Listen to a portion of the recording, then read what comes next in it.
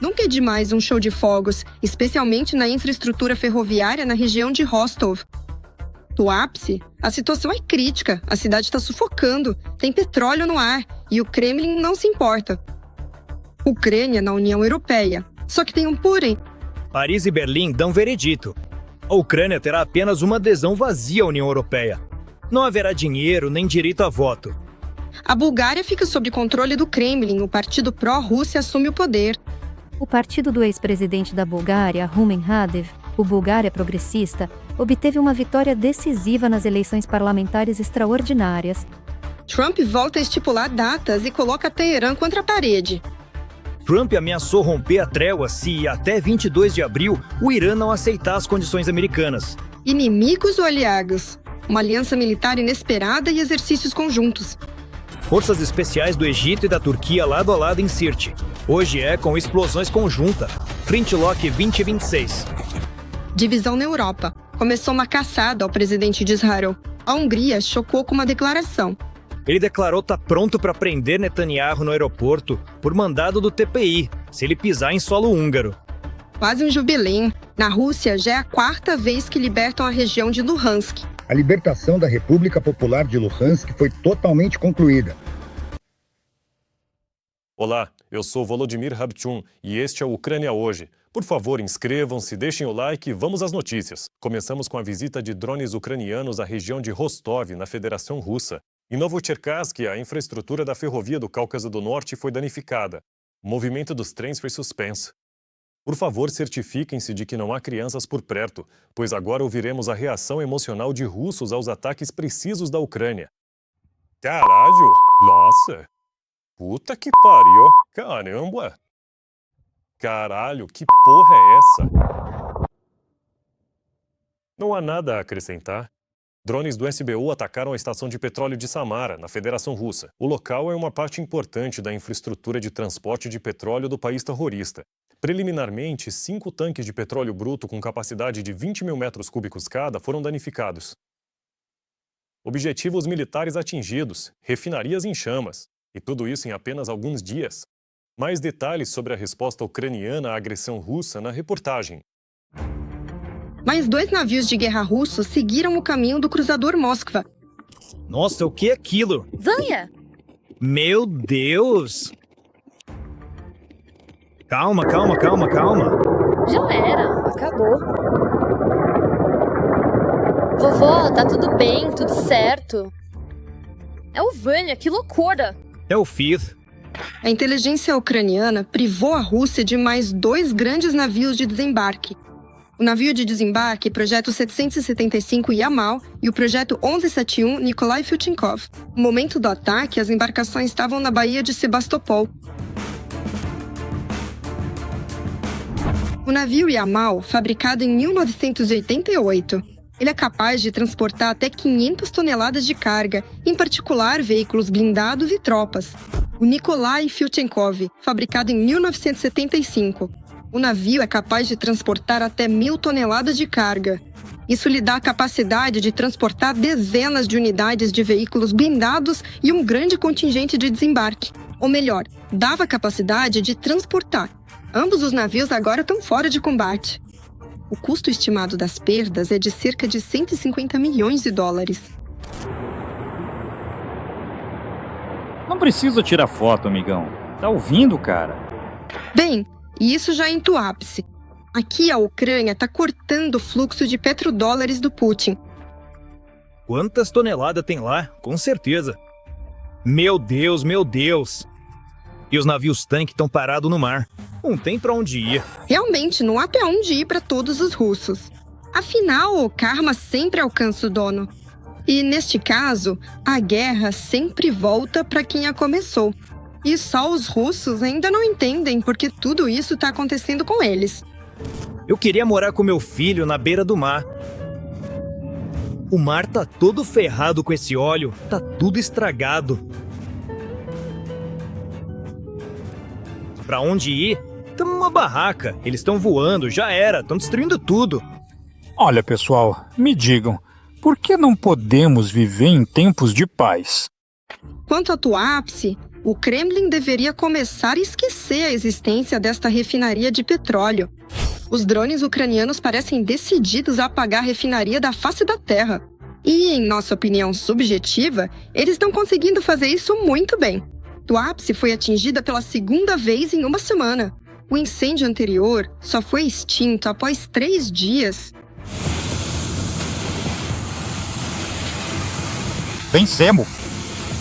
Maus socorristas russos relataram a extinção do fogo no dia anterior e já precisam voltar ao trabalho.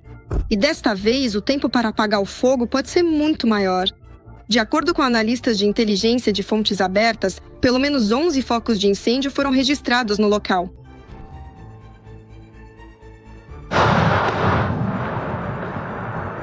Os defensores ucranianos estão atacando não apenas as empresas petrolíferas da Federação Russa, mas também instalações do complexo industrial militar russo. No dia anterior, as sanções ucranianas visitaram a empresa Atlante Aero, em Taganrog, na região de Rostov. Uma surpresa incendiária foi preparada pelos mísseis ucranianos Netuno. Calma. Só um instante. Respira fundo. A Atlante Aero realiza o ciclo completo de projeto, fabricação e testes de drones de ataque e reconhecimento do tipo Molnia, bem como componentes para os drones Orion. Como resultado do ataque à empresa, pelo menos 2 oficinas foram danificadas.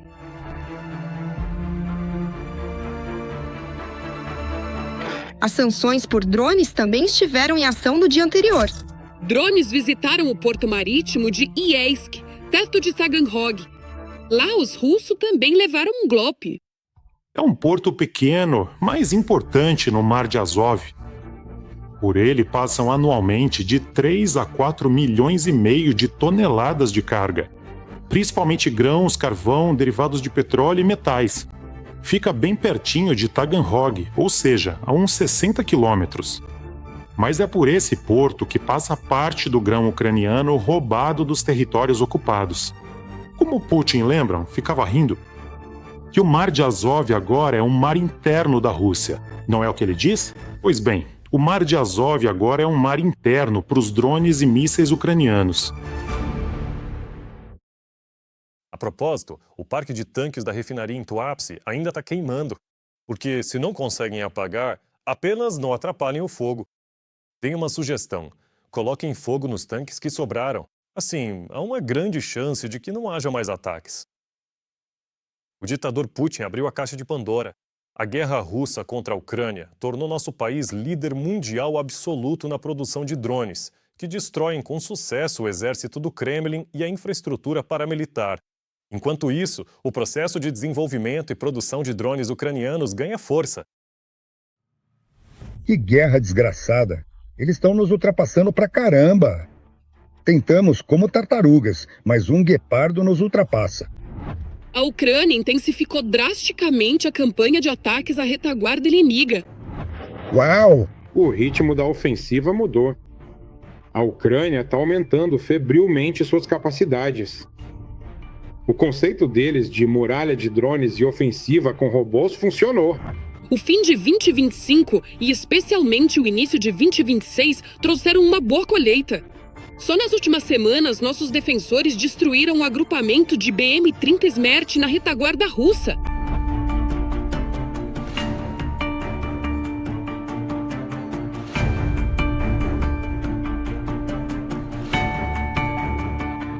Em Mariupol, ocupada pelos russos, drones ucranianos atingiram um Pantsir, esse russo.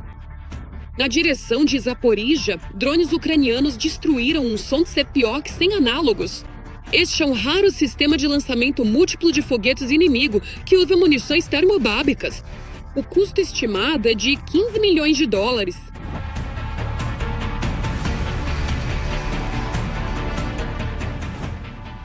Mas o recorde ucraniano. Pela primeira vez na história da humanidade, um Shahed foi abatido por um drone interceptador lançado de uma plataforma marítima não tripulada.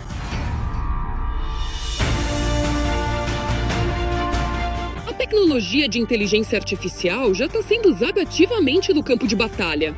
Os drones conseguem desviar habilmente do fogo inimigo. Operadores de drones começaram a atingir alvos em território russo a distâncias de até 500 quilômetros, graças a um novo sistema de orientação via internet que permite controlar os drones longe do campo de batalha. Você pode decolar de qualquer local não preparado e pousar lá. Pode ser uma área urbana, pode ser um campo, ou seja, qualquer lugar que não foi feito para lançar aeronaves. Isso dá uma vantagem tática e segurança para a tripulação. Nesse cenário, a Ucrânia tenta, em paralelo, ampliar a produção desses sistemas. A Ucrânia compensa cada vez mais a falta de mísseis caros de longo alcance e da aviação tradicional, com soluções de drones mais baratas e escaláveis. Eles podem ser produzidos em massa. Não precisa de grandes fábricas para isso, até uma produção de garagem é suficiente. Para entender a escala, pelo preço de 100 tanques modernos, dá para ter tecnologias do nível do filme Exterminador do Futuro 2. E isso não é mais ficção científica. O comandante em chefe das Forças Armadas, Sirski, diz que a Ucrânia realmente tem do que se orgulhar. Vantes de reconhecimento e ataque, de asa fixa ou multirotores, drones FPV, controlados por rádio ou fibra ótica, interceptadores e complexos robóticos terrestres. Em todas essas frentes temos motivos para nos orgulhar. Mas, ao mesmo tempo, há muito trabalho a fazer para resolver os problemas atuais. A primeira parcela da ajuda militar à Ucrânia, do empréstimo de 90 bilhões de euros da União Europeia, será para comprar drones ucranianos. Para o ano de 2026, a Ucrânia pediu ajuda de defesa num total de 28 bilhões de euros. O primeiro plano de entrega foca em drones da indústria de defesa de ponta da Ucrânia. O complexo industrial de defesa ucraniano virou um assunto principal na mídia mundial. A guerra com o Irã mostrou todo o perigo dos Shahed e a importância de se proteger contra eles. A Ucrânia já recebeu pedidos de 11 países para o fornecimento de drones nacionais. Trata-se principalmente de estados do Oriente Médio e do Golfo Pérsico, além da perspectiva de entrar nos mercados do Cáucaso. Nesse acordo de drones, haverá pelo menos 10 contratos diferentes sobre exportação de armas ucranianas. A coprodução prevista inclui criar nossas linhas de produção na Ucrânia e em outros países. Novas tecnologias que desenvolvemos junto com outros estados, onde eles investem. E há um acordo de financiamento anual para o volume correspondente e por um número fixo de anos. Zelensky também informou o início de uma cooperação ativa com países europeus. Já começamos a trabalhar com a Alemanha, Itália, Noruega, Suécia e os Países Baixos. Com certeza, temos boas relações com o Reino Unido e a França. Tenho certeza de que tudo isso também vai acontecer por lá. Enquanto isso, no campo de batalha, há uma competição entre drones ucranianos e russos, que eles montam com peças chinesas.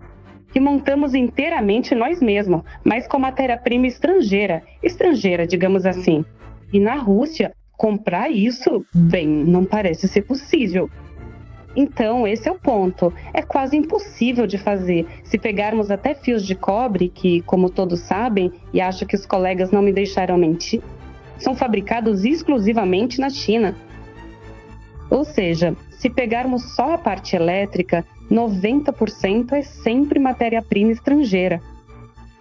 Na Rússia, simplesmente não produzem. Isso é plástico chinês, né? Porque não existe plástico russo.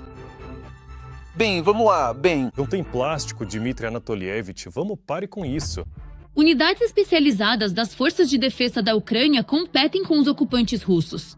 E eles, seguindo o exemplo dos ucranianos, também começaram a desenvolver tropas de drones. Não temos outro caminho senão aumentar o poder e a eficácia dos nossos sistemas não tripulados para vencer este confronto. E dia após dia, graças aos nossos defensores, o mundo inteiro conheceu os desenvolvimentos únicos da Ucrânia. E na Rússia, a zona de risco foi muito além da frente de batalha, o que causa medo e perplexidade nos porta-vozes do Kremlin. Aqui tudo isso, tudo deve ser direto. Se necessário, aprender com o inimigo. Olhar o sistema de controle, o americano. O que estão implementando agora com os ucranianos, não ter vergonha de pegar o que há de melhor. Enquanto o Kremlin está em histeria, nossos guerreiros fazem de tudo para interromper a logística, a infraestrutura de combustível e os centros militares do inimigo, para vencer esta guerra. Nas últimas 24 horas, a Rússia perdeu pelo menos 1.040 ocupantes, entre mortos e feridos. Assim, desde o início da invasão em grande escala, já são 1.320.310 invasores. Além disso, nas últimas 24 horas, as forças de defesa da Ucrânia destruíram 7 veículos blindados de combate, atenção, 82 peças de artilharia e dezenas de outros equipamentos militares do inimigo. É o momento ideal para se inscrever no canal, curtir este vídeo e compartilhá-lo. Faz isso, por favor, agora mesmo. Obrigado! E glória à Ucrânia! Os Estados Unidos pediram que a Ucrânia e a Rússia negociem. Na verdade, quem fez isso foi a representante permanente adjunta dos Estados Unidos na ONU, Tammy Bruce, durante uma reunião do Conselho de Segurança das Nações Unidas. Ela também confirmou a intenção dos Estados Unidos de continuar se esforçando para acabar com a guerra. A Ucrânia propôs negociações diretas entre Zelensky e Putin, com a participação de Trump e Erdogan. O local seria a Turquia. Mas será que o Kremlin aceitará isso? As negociações sobre a guerra podem atingir um novo patamar. A Ucrânia está tomando a iniciativa. Zelensky não recusa reuniões bilaterais ou trilaterais. E quando foi que ele recusou? Nunca. Ele pretendia voar para Istambul na época, se bem se lembram, em maio do ano passado. E ele veio. Mas o Putin recusou. E aí começou a conversa sobre representantes, delegações e tudo mais, seguindo. Hungria. Isso foi em Budapeste, quando tudo acontecia em Anchorage. E depois disso, que talvez o Zelensky disse, eu tô pronto. E apesar da série de recusas por parte de Moscou, Kiev não desiste da via diplomática. Pelo contrário, aumenta a pressão no campo das negociações, promovendo a ideia de um encontro no mais alto nível. Um diálogo direto entre Volodymyr Zelensky e o ditador russo Putin. Esse formato hoje continua sendo, na prática, o único, onde decisões definitivas e não paliativas podem ser tomadas. Estamos prontos para um encontro de líderes na Turquia no formato Zelensky-Putin, com a participação de Erdogan e Trump. Recentemente, enviamos esse sinal aos nossos parceiros turcos. A Turquia desempenha um papel importante nos esforços de paz. Ao mesmo tempo, o problema central do processo de negociação permanece o mesmo. Pois, segundo o chefe da diplomacia ucraniana, Moscou continua evitando diálogo direto. Eles exigem o que querem sem buscar um compromisso. E por que eles não buscam um compromisso? O que lhes dá motivos para serem tão teimosos? Bem, aparentemente a situação é que eles não conseguem obter ganhos territoriais por meios militares, na região de Donetsk, de jeito nenhum. Então eles deveriam negociar, mas não querem negociar. E nessa configuração complexa, a Turquia entra em cena. Um país que já demonstrou várias vezes a capacidade de mediar negociações onde outros canais diplomáticos falharam, desde acordos de grãos até complexas negociações de bastidores. É por isso que Kiev aposta na mediação de Recep Erdogan como um dos poucos líderes, que mantém canais de comunicação tanto com a Ucrânia quanto com a Rússia. O Trump não ajuda aqui, ele está ocupado com outras coisas, com o Irã. O Erdogan gostaria de ser esse mediador, mas aqui ele não pode ter um papel decisivo, de forma alguma. Aqui, boas relações não ajudam. Não é como se o Trump pedisse, o Erdogan pedisse, o Putin aceitasse. Ou até o Xi Jinping. Não, não funciona assim. É preciso forçar o Putin a negociar, entende? Ele não deve ter outra saída. E aí sim, há uma chance. Mas a diplomacia de hoje ocorre em condições onde o tempo joga contra as negociações e não a favor. Crises globais e a dispersão da atenção de atores-chave, incluindo a situação do Irã, fecham gradualmente a janela para uma paz rápida. O Kremlin pode ter a ilusão de que as coisas estão começando a se resolver. E eles vão tentar, bem, pelo menos, como eles dizem, pressionar a Ucrânia ao máximo. No sentido de que, vamos ser honestos, o preço do petróleo subiu. Se há apenas um mês falávamos e discutíamos que a indústria petrolífera russa estava em uma situação desesperadora, quando muitas vezes o petróleo custava menos do que o custo de sua extração na Rússia, agora tudo mudou. Infelizmente, sabe, Donald Trump também deu sua contribuição para esse processo. Pela primeira vez desde 2014, contra o país que desencadeou a guerra mais extensa e sangrenta do século XXI, foram flexibilizadas as sanções.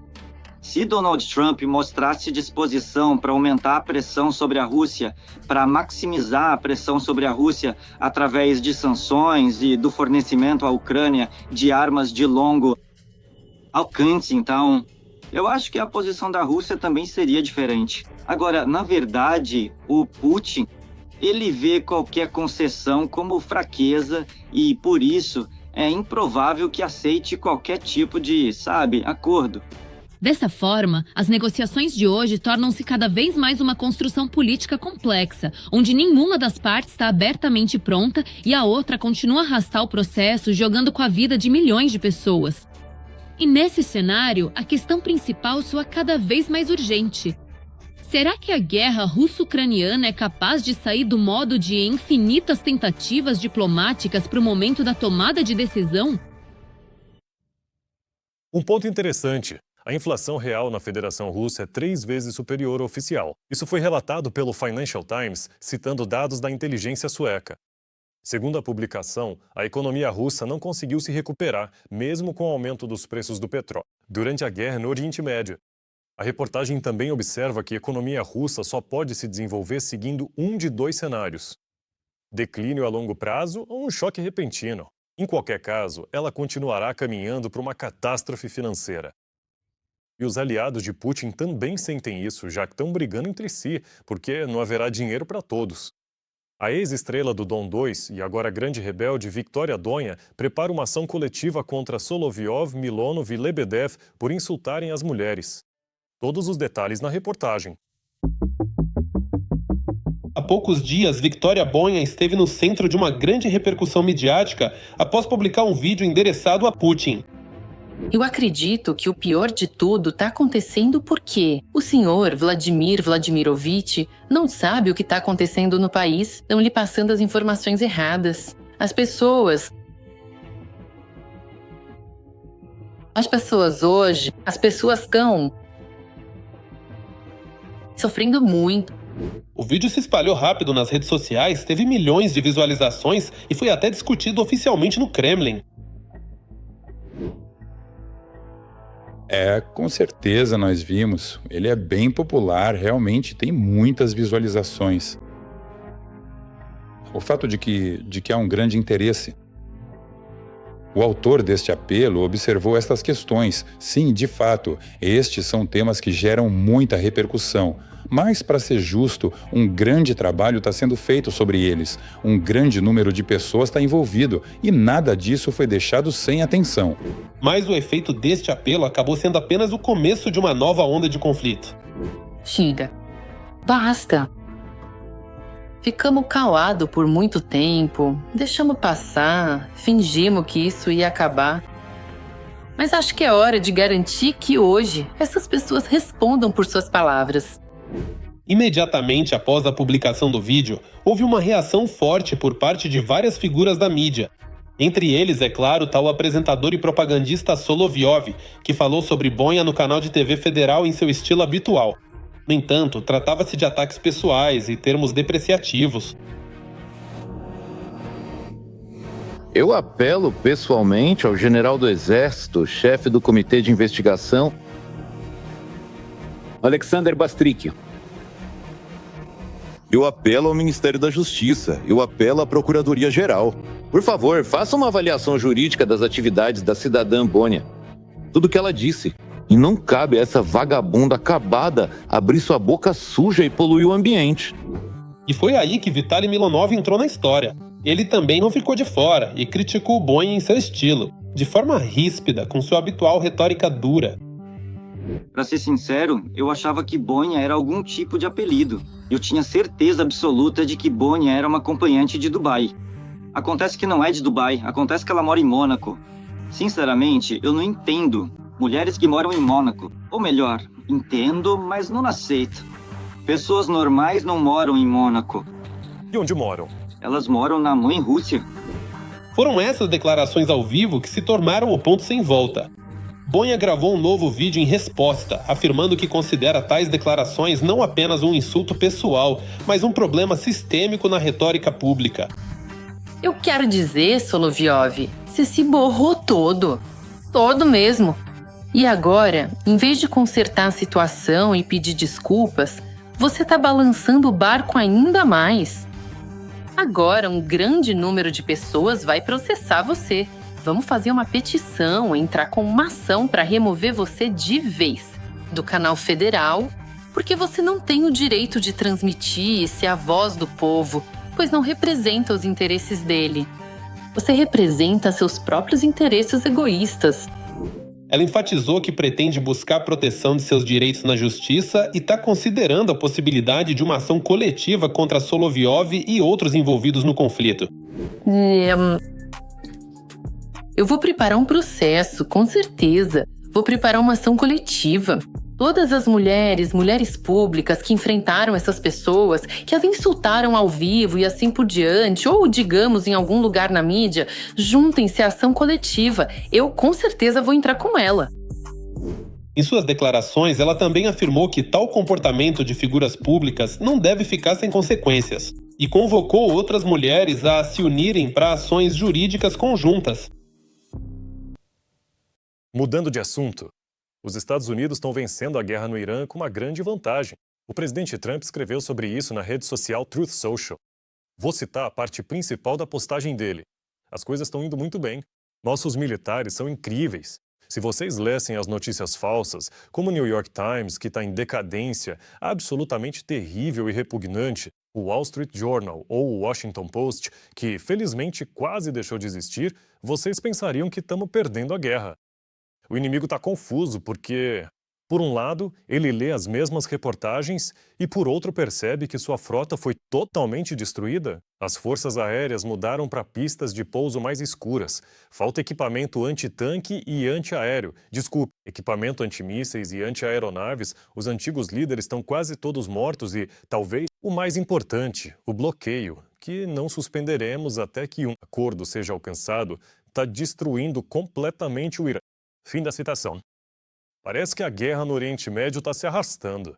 Acompanhamos o desenrolar dos fatos. Orbán está fora, mas o lugar já foi ocupado. A vitória do partido de Rumen Radev nas eleições parlamentares na Bulgária pode fortalecer a influência da Federação Russa nos Balcãs e dentro da União Europeia. É o que escreve o Washington Post. E Moscou não esconde a satisfação. O bigode oficial do Kremlin, Dmitry Peskov, já expressou esperança de que a retórica do novo primeiro-ministro da Bulgária incentive outros políticos europeus a um diálogo pragmático com a Federação Russa. O próprio Radev se opõe consistentemente ao fornecimento de armas à Ucrânia, declarando abertamente o desejo de restaurar os laços com Moscou, critica o Ocidente e pede a criação de uma nova arquitetura de segurança, repetindo, na prática, as narrativas do Kremlin. Ao mesmo tempo, o novo primeiro-ministro da Hungria, Péter Magyar, declarou que pretende interromper a saída do país do Tribunal Penal Internacional. A Al Jazeera informa sobre isso. A publicação foca no fato de que o primeiro-ministro de Israel, Benjamin Netanyahu, teria que ser preso se entrar no território do país. Bom, é Al Jazeera, vocês entendem. Mas, por crimes na Ucrânia, o Tribunal Penal Internacional também emitiu um mandado de prisão contra Putin. Por hoje é só. Obrigado por assistirem. Força aos defensores e defensoras ucranianos. Glória à Ucrânia, inscrevam-se no canal, deixem o like, comentem e compartilhem este vídeo. E até a próxima.